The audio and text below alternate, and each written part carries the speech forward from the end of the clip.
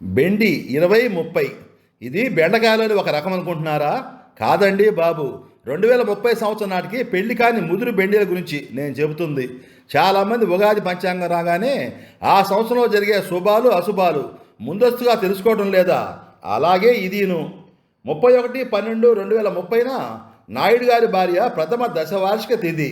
10 సంవత్సరాల తద్దినం ఏంది అనేగా మీ అనుమానం? మారుతున్న కాలాన్ని బట్టి ఏటా తద్దినం పెట్టే వీలు కాక పండిత పురోహితులంతా కూర్చొని విగత జీవులకు 10 సంవత్సరాలకు ఒకసారి తద్దినం పెట్టేట్లు చేసిన సర్దుబాట్లేండి. 11 మంది భోక్తల్ని, తెలిసిన కుటుంబ సభ్యుల్ని పిలిచి శాశ్వతంగా తిథి జరిపించాడు నాయుడు గారు. రతులోపోయాక అంతా భోజనాల దగ్గర కూర్చున్నారు. కార్తీకు, రేవంతు వడ్డిస్తున్నారు. భోజనాల మధ్యలో వంటలు ఎవరు చేశారో కానీ బ్రహ్మాండంగా ఉన్నాయండి. ఈ మధ్య ఎక్కడా ఇంత రుచికరమైన భోజనం చేయలేదు. క్యాటరింగ్ ఎవరిది అడిగారు పురోహితుడు. క్యాటరింగ్ కాదండి, ఆ వడ్డిస్తున్నారే వాళ్ళే మా పెద్దోడు, రెండోవాడు. వాళ్ళిద్దరూ చేశారు వంట. నా భార్య పోయినప్పటి నుంచి ఇంటి పట్టునే ఉండి మా నలుగురికి వంట వార్పు చేసి పెడుతుంటారు. వంట మనిషి దొరకలేదా? అవునండి, వంట మనిషి దొరకడం లేదు. బాగా గిరాకీగా ఉంది చెప్పాడు నాయుడు గారు. వంటలు బాగున్నాయని చెప్పడంతో ఆయనకు మరో 2 నేతిగారెలు వడ్డించారు వాళ్ళు. మీరు మళ్ళా పెళ్లి చేసుకోవాల్సింది అడిగారు పురోహితుడు. మా అబ్బాయిలకే పిల్లనిచ్చేవాళ్ళు కనబడటం లేదు, ఇంకా నాకు కూడానా? అది నిజమేలేండి. శాస్త్రులు గారు, నాదో మనవి. మీరు దేశమంతా తిరుగుతుంటారు, ఎన్నో పరిచయాలు ఉంటాయి. మీ ఎరుకలో ఎక్కడైనా ఆడపిల్లలుంటే చెప్పండి. నా కొడుకులకి పెళ్ళిళ్ళు చెయ్యాలి, వాళ్లకు వయసు మీరిపోతుంది వినయంగా అభ్యర్థించారు నాయుడు గారు.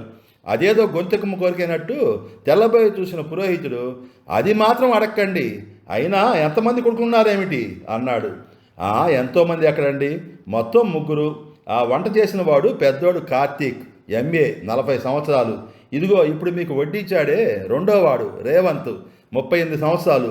ఇద్దరూ ఇంజనీర్లు, పెద్ద కంపెనీలో ఉద్యోగాలు చేస్తున్నారు. నెలకు చెరో 5 లక్షలు తెచ్చి బ్యాంకులో పోస్తున్నారు.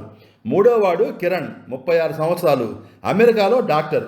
ఏదో గుండె డాక్టరో కిడ్నీ డాక్టరో కారా అంటే అదేం కాదు నాన్న. ముందు ముందు దేశ విదేశాల్లో ఒబిసిటీ అనే జబ్బు ముదిరిపోతుంది. క్యాన్సర్ కన్నా ఎయిడ్స్ కన్నా ప్రమాదకరంగా పరిగణిస్తుంది. దానికి మంచి డిమాండ్ ఉంటుంది.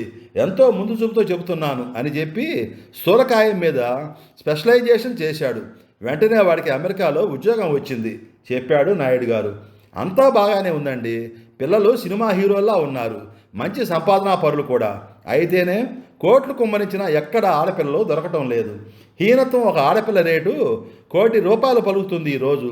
బాగా ఉన్నవాళ్ళు 10 నుంచి 20 కోట్ల దాకా ముందుగానే ఇచ్చి మైనర్ పిల్లల్ని ప్రీపెయిడ్ రిజిస్ట్రేషన్ చేయించుకుంటున్నారు. ఒక పెళ్లి కుదిరిస్తే పర్సంటేజ్ రూపంలో ₹1,00,00,000 నుంచి ₹1,00,00,000 దాకా ముడుతున్నాయి. మీరు పిలవగానే మీ ఇంటికి తద్దినానికి ₹1,00,000 ఒప్పుకుంది మీ ఇంట్లో ఎవరైనా ఆడపిల్ల ఉంటారోమో తెలుసుకుందామని. సావు కబురు చల్లగా చెప్పాడు పురోహితుడు. భుజం మీద తుండుగుడుతో కళ్ళొత్తుకొని చెప్పాడు నాయుడు గారు. ఉంచుకున్నట్లయితే ఉండేవారేనండి, 2 ఉండేవారు.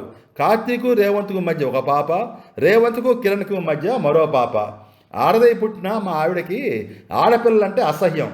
ఆ రోజుల్లో లక్షల కట్నం పోయాలని బాధ. అదే మగాళ్ళైతే కట్నం తెస్తారని ఆశ. ప్రతిసారి స్కానింగ్ చేయించుకొని ఆడపిల్లైతే ఆపరేషన్ చేసుకొని తీసేయించుకుంది. మూడోవాడు పుట్టాకైనా ఆడపిల్ల పుడుతుందోమో చూద్దామనుకున్నాను. పడనిస్తేగా తగువులాడి పిల్లలు పుట్టకుండా ఆపరేషన్ చేయించుకుంది. దానికేం చచ్చి బాగానే ఉంది.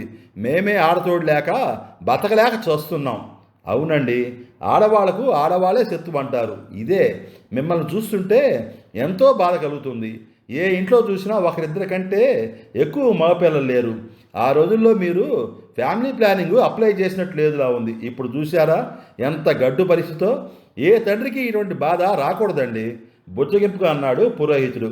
ఒక నిమిషం ఆగి, అడగకూడదు కానీ శాస్త్రులు గారు, ఎక్కడైనా వితంతువులు డైవర్సీలు దొరికినా పర్వాలేదు, కులపట్టింపులు లేవు. చెట్టంత ఎదిగిన కొడుకుల్ని ఎండిన మోడులా చూస్తుంటే కడుపు తరుక్కుపోతుంది.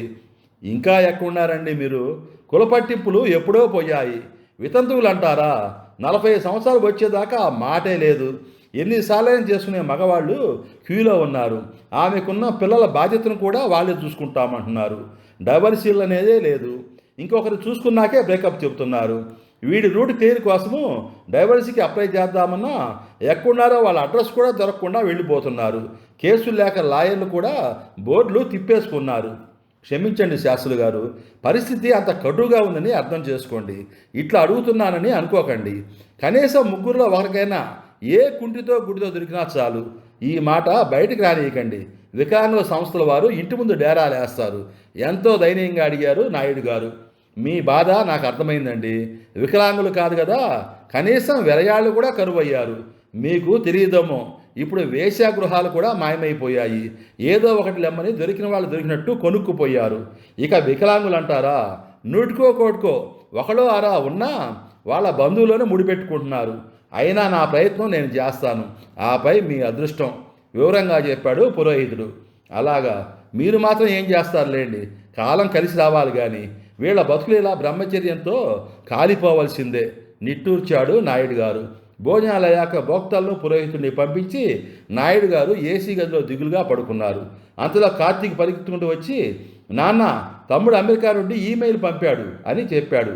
ఏమిటట అన్యాపదేశంగా అన్నాడు నాయుడు గారు. నాన్న, తమ్ముడు అమెరికా అమ్మాయిని పెళ్లి చేసుకున్నాడట. దేశం కాని దేశంలో పరమత పిల్లను ఎందుకు పెళ్లి చేసుకున్నామని తిడతామని ఇన్నాళ్ళు చెప్పలేదట. పెళ్లి చేసుకున్నాడా? ఎంత మంచి వార్తరా! వాడైనా ఒక ఇంటి వాడయ్యాడు, దానికెందుకు తిడతానరా? అది వాడి భయం కాకపోతే. అంతేకాదు నాన్న, ఇప్పట్లో ఇండియాకు కూడా రాడట, ఎప్పుడో ముసల్తనంలో వస్తానంటున్నాడు. అదేమిట్రా? ఎప్పుడో సెలవు దొరికినప్పుడు ఇక్కడికి వచ్చి కోడలను చూపించి కొన్నాళ్ళుండి పోవచ్చు కదా. అదే అంటున్నాడు నాన్న. వచ్చినా ఇద్దరు బ్రహ్మచారుల మధ్య భార్యతో ఎలా ఉండాలి?